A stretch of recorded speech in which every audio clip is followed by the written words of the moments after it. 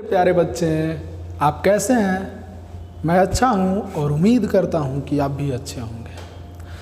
तो आज मैं आपके लिए इलेक्ट्रोस्टैटिक्स का लेक्चर नंबर 5 लेकर के आए हैं और इस लेक्चर में हम लोग आवेश का गुण पढ़ेंगे। आवेश का गुण, प्रॉपर्टी ऑफ चार्ज। देखिए, दरअसल बात यह है कि मेरा वीडियो का लेंथ थोड़ा कम है। आज से पहले जो भी वीडियो है उसका लेंथ बहुत कम था। बात ऐसा था कि ज़्यादा MB का हो जाता था, इसलिए नेट पर नहीं चढ़ पाता था। इसलिए हम आज का जो वीडियो है कुछ लंबा बनाने जा रहे हैं, तो आप सभी अच्छे से देखते रहें। तो स्टार्ट करते हैं। आज का क्लास में हम लोग पढ़ने वाले हैं आवेश का गुण। आवेश का गुण, आवेश का गुण यानी बोले तो property of charge. Property of charge. चलिए हम लोग स्टार्ट करने वाले हैं। देखिए, आवेश का पहला गुण यही है कि आवेश दो प्रकार का होता है, एक ऋण आवेश तथा धन आवेश। यानी there are 2 types of charges, positive and negative. पहला चार्ज पॉजिटिव और दूसरा चार्ज निगेटिव। पहला इसका गुण यही है, आवेश दो प्रकार का होता है।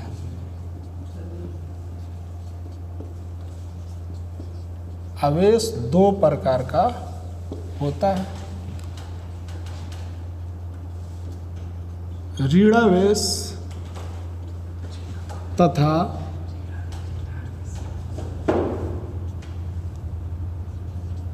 धनावेश। इसको निगेटिव चार्ज बोलेंगे और ये पॉजिटिव है।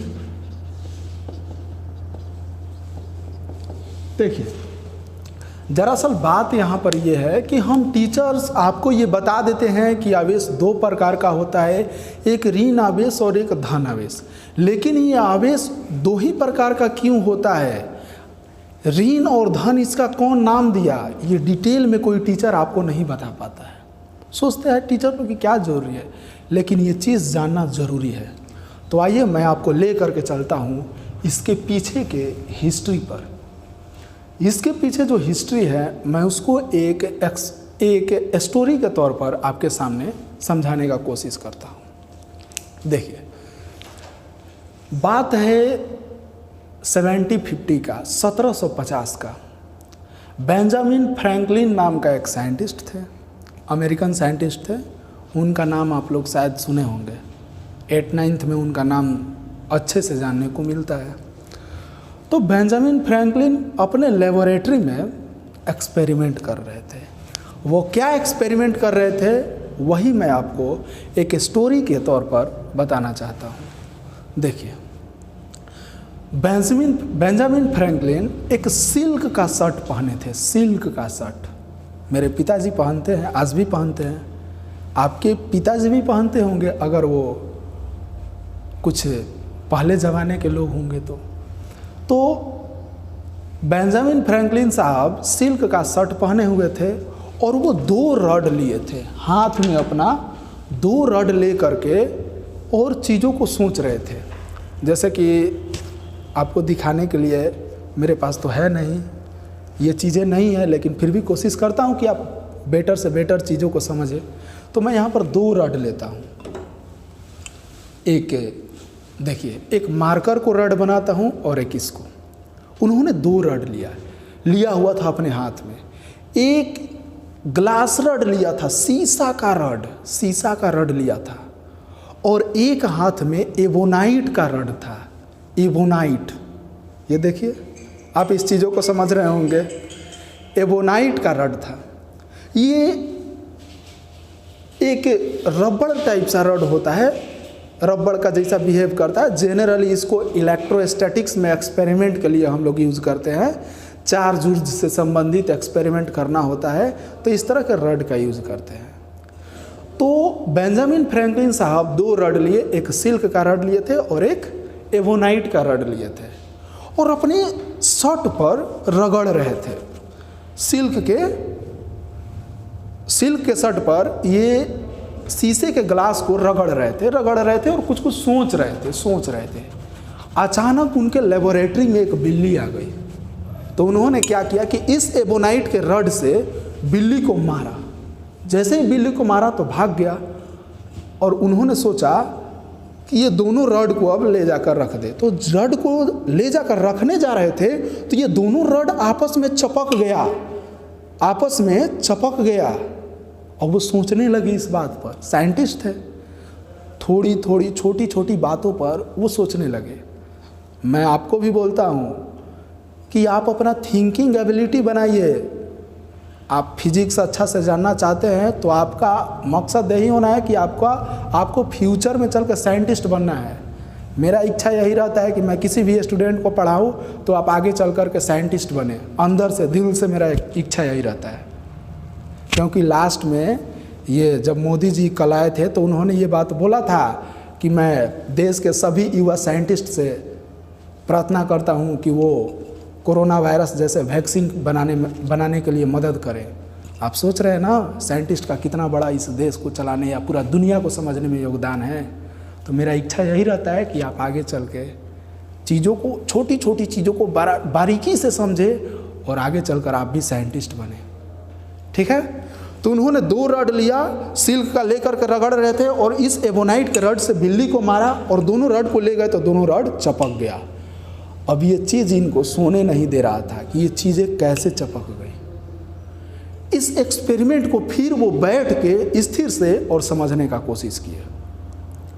फिर क्या किए कि एक बिल्ली को पकड़ करके लाए और उस पर ये एबोनाइट के रड से बिल्ली के खाल पर पूरा रगड़े। इस एबोनाइट के रड को बहुत रगड़े और इस शीशे के रड को अपने सिल्क के शर्ट पर पूरा रगड़े और ले करके गए ने तो वास्तव में चपक जा रहा था।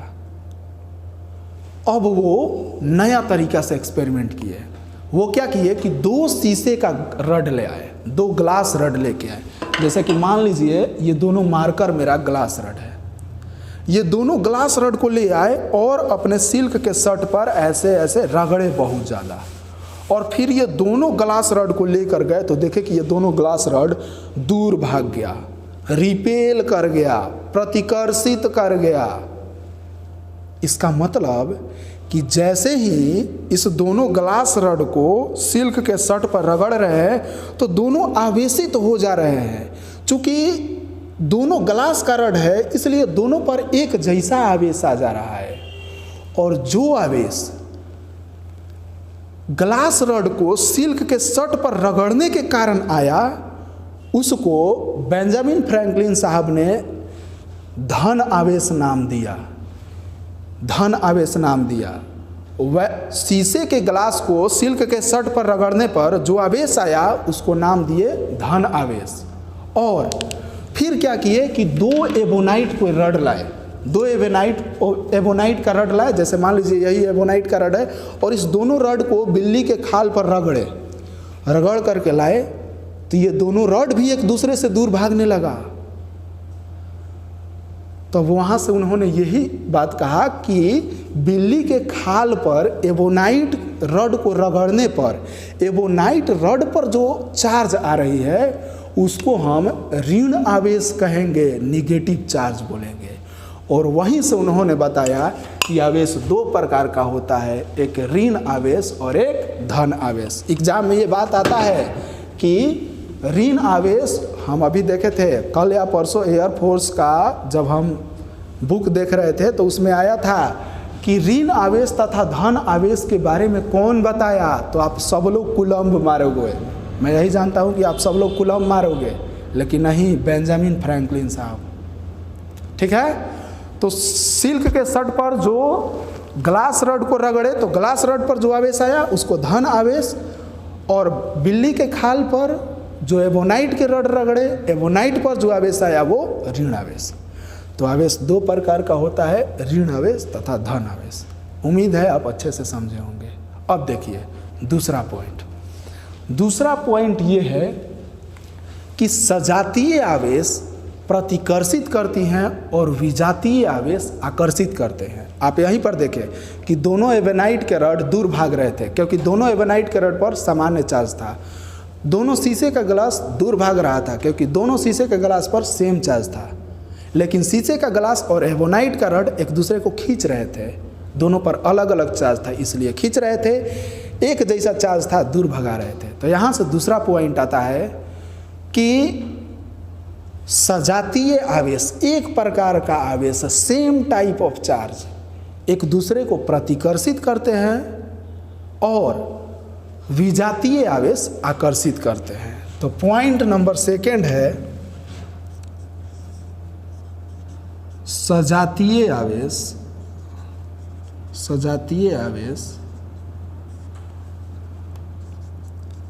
प्रतिकर्षित करते हैं तथा विजातीय आवेश आकर्षित करते हैं। कोनो दिक्कत? यानी एक जैसा चार्ज रहेगा तो दूर भागेगा, यानी बोले तो अगर प्लस प्लस रहेगा, प्लस प्लस रहेगा तो ये क्या होगा, दूर भागेगा। माइनस माइनस रहेगा तो क्या होगा, ये भी सेम प्रकार का है, दूर भागेगा। अगर प्लस माइनस रहेगा तो ये क्या करेगा, आकर्षित करेगा। विजातीय आवेश है। ये दूसरा पॉइंट था। अब आते हैं बात तीसरा पॉइंट पर। इसका तीसरा गुण ये है कि कोई भी वस्तु विद्युत उदासीन होता है, यानी डिस्चार्ज होता है। इस मार्कर को हम उठा लिए, पूछे कि बताओ बाबू ये चार्ज है या डिस्चार्ज है, तो आप क्या बोलोगे? तो देखो, दुनिया का कोई भी बॉडी डिस्चार्ज होता है, क्योंकि ये वस्तु छोटा छोटा एटम से मिलकर बना है और एक एटम में जितना इलेक्ट्रॉन होता है उतना ही प्रोटॉन होता है। एक इलेक्ट्रॉन पर जितना आवेश होता है उतना ही प्रोटॉन पर होता है, लेकिन उल्टा साइन के साथ होता है। इलेक्ट्रॉन पर निगेटिव तो प्रोटॉन पर पॉजिटिव। तो एक एटम में जितना इलेक्ट्रॉन होता है उतना ही प्रोटॉन, इसलिए सभी प्रोटॉन सभी इलेक्ट्रॉन के चार्ज को कैंसिल कर देते हैं। इसलिए कोई भी वस्तु विद्युत उदासीन होता है। जनरली ये जब इस ब्रह्मांड का निर्माण हुआ था उसी टाइम से होता है। आप सबको मालूम है कि बिग बैंग थ्योरी से ब्रह्मांड का निर्माण हुआ था। तो जब ब्रह्मांड का निर्माण हुआ था उस टाइम जितना मैटर बना उतना ही एंटी मैटर बना। अगर मैटर मतलब पॉजिटिव, एंटी मैटर मतलब निगेटिव, दोनों मिलकर एक दूसरे का कैंसिल, जीरो, डिस्चार्ज। इसीलिए आज भी जो भी पार्टिकल्स है वो सब डिस्चार्ज होता है, यानी बोले तो विद्युत उदासीन होता है। तो थर्ड पॉइंट क्या है कि वस्तु विद्युत उदासीन होता है। थर्ड पॉइंट यही है, वस्तु विद्युत उदासीन होता है।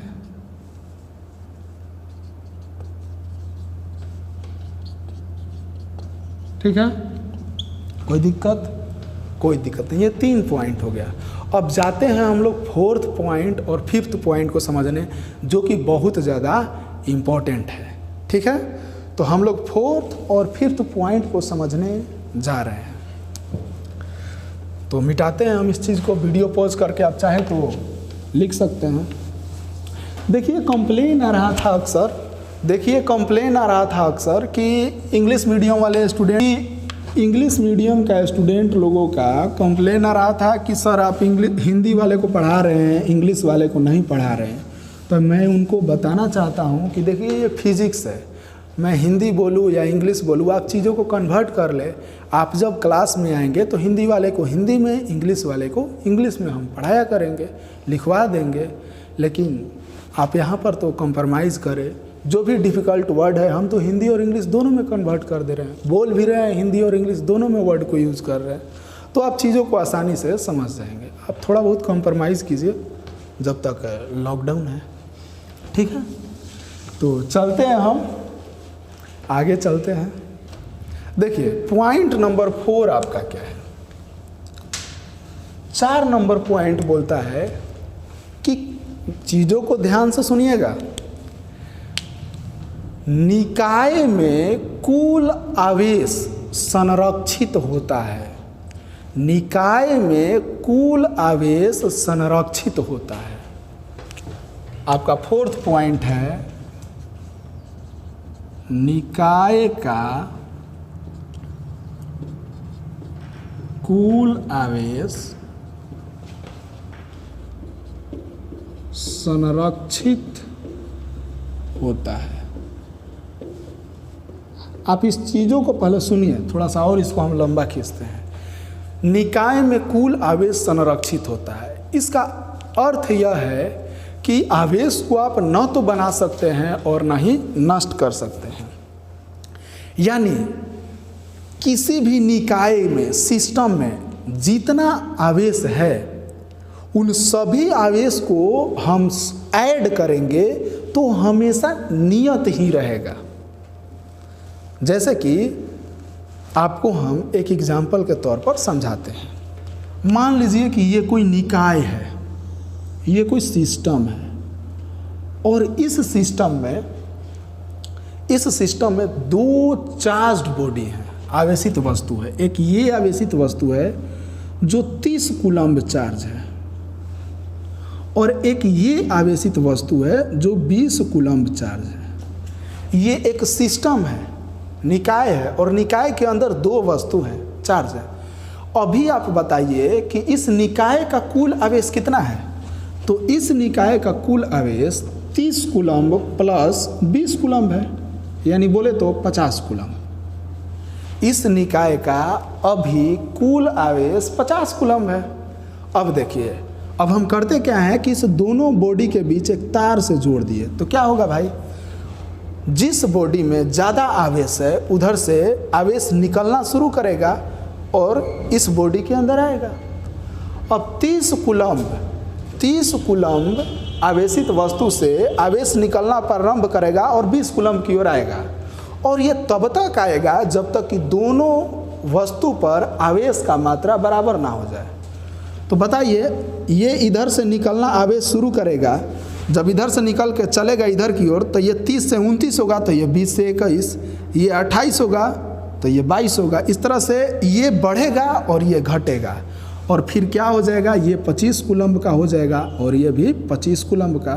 अब आवेश ट्रांसफ़र होना बंद हो जाएगा। तो देखिए, जब ये चार्ज का शेयरिंग हो गया, उस समय भी आप आवेश को जोड़ेंगे तो जितना आवेश पहले था उतना ही आवेश रहेगा। आप जोड़िए, 25 कूलम्ब प्लस 25 कूलम्ब बराबर 50 कूलम्ब। यानी किसी भी आवेश का बीजीय योग हमेशा नियत रहता है। आप पहले भी जोड़े, 50 कूलम्ब था निकाय का कुल आवेश, शेयरिंग के बाद भी आप जोड़े, निकाय का कुल आवेश 50 कूलम्ब ही था। तो आप चीज़ों को समझ गए होंगे कि कंजर्वेशन ऑफ चार्ज का मतलब क्या है, कि the total amount of charge in a system is always conserved रहता है। कोई दिक्कत नहीं। आगे देखते हैं। देखिए, बात ये है ना, पॉइंट नंबर 5 देखने जा रहे हैं। बात ये है कि थोड़ा सा हम शायरी बोलना कुछ ज़्यादा पसंद करते हैं। हमको शायरी अच्छा लगता है, पढ़ने का शौक़ है शायरी, तो शायरी बोलते रहते हैं हम। तो अब क्या करोगे, ऐसा समय है, क्लास तो है नहीं, ये तो ऑनलाइन आपको पढ़ा रहे हैं, तो चीज़ों को बोलना थोड़ा सा ऑड हो जाता है। तो बात यह है कि अगर आपको चीज़ों को सोचना है तो इस तरीके से सोचो कि सोच में पड़ जाए कि आपने क्या सोचा है। समझ रहे हैं बात को ना। अब जाके घर में सोचिएगा 20 मिनट कि सर क्या बोले हैं, कि सोचना भी है तो इस तरीके से सोचो कि सोच में पड़ जाए कि वो बच्चा क्या सोचा है। तो देखते हैं। तो अब हम लोग जा रहे हैं प्रॉपर्टी नंबर 5 देखने। प्रॉपर्टी नंबर 5 बोलता है कि प्रकृति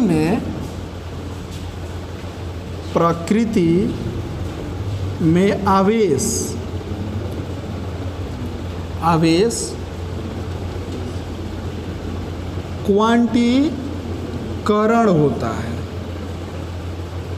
करण होता है। प्रकृति में आवेश क्वांटीकरण होता है, अर्थात कि आवेश का प्राप्त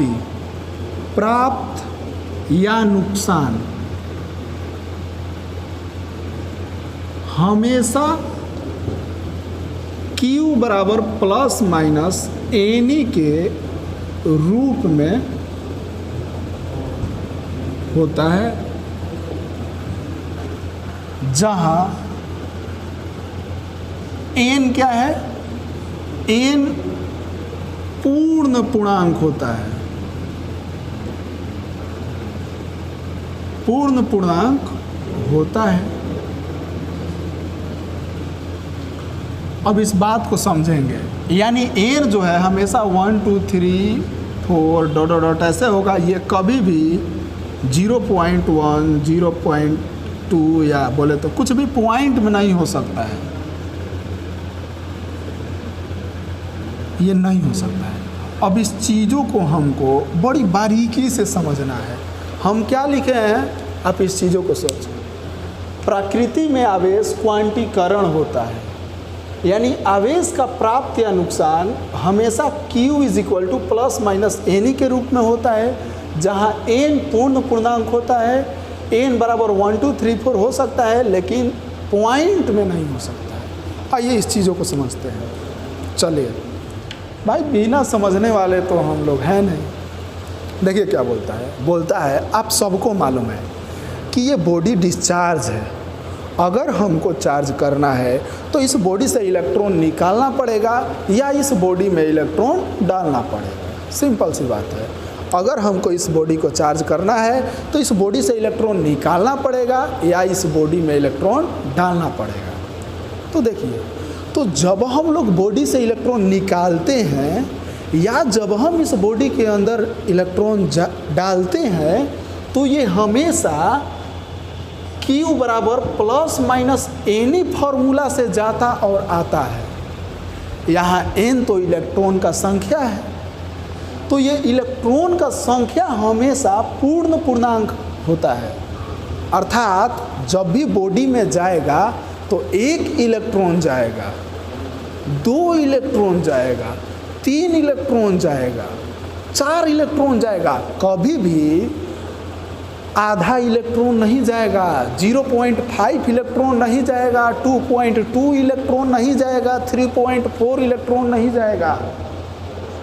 आप बात समझ रहे हैं? जब भी बॉडी में आएगा तो पूरा का पूरा 1 इलेक्ट्रॉन आएगा, या निकलने भी होगा तो 1 इलेक्ट्रॉन निकलेगा। ऐसा नहीं है कि 1.5 इलेक्ट्रॉन निकल गया, 2.5 इलेक्ट्रॉन निकल गया। आप ही सोचिए ना, आप क्लास में आते हैं पढ़ने के लिए, तो जब आप क्लास में आते हैं तो जब भी आप आओगे तो 1 स्टूडेंट क्लास में एंट्री लोगे, या फिर 2 स्टूडेंट एंट्री लोगे, या फिर 3 स्टूडेंट एंट्री लोगे। ऐसा नहीं है कि 1.5 स्टूडेंट क्लास में आ जाएगा। 1.5 स्टूडेंट नहीं आएगा। कैसे आएगा? 1 स्टूडेंट, आधा उसका मुंडी आएगा, पैर वाला पार्ट आएगा ही नहीं। 2.5 स्टूडेंट क्लास में नहीं आएगा। जब भी आना होगा तो 1 आएगा, 2 आएगा, 3 आएगा, 4 आएगा, पूर्ण पूर्णांक के रूप में आएगा। यानी जब कभी भी वस्तु से इलेक्ट्रॉन लॉस या गेन होता है तो 1 आएगा या 2 आएगा या 3 आएगा या 4 आएगा। इसी चीज़ को आवेश का क्वांटीकरण कहते हैं। यानी प्रकृति में आवेश क्वांटीकरण होता है। इसका अर्थ यह है कि जब भी इलेक्ट्रॉन निकलेगा तो 1 2 3 4 5 ऐसे निकलेगा, या आएगा भी तो 1 2 3 4 5 ऐसे आएगा। 1.5 2.5 3.5 के रूप में कभी नहीं आएगा। कोई प्रॉब्लम नहीं। तो ये आपका आवेश का 5 गुण हो गया। तो इसके आगे मैं आपसे ये बात बोलना चाहूँगा आज भी कि जो भी स्टूडेंट लॉकडाउन के कारण गांव घर में बैठे हुए हैं, उनको आप वीडियो शेयर कीजिए कि ताकि वो पढ़ सके, उनको प्रॉब्लम ना हो। तो आप भी अगर कोई डाउट है तो कमेंट करें, कमेंट में पूछें, जो भी आपको डाउट हो कमेंट में पूछिएगा तो हम आपको बताएंगे। नेक्स्ट टॉपिक, नेक्स्ट लेक्चर में हम उसको डील करेंगे। Thank you.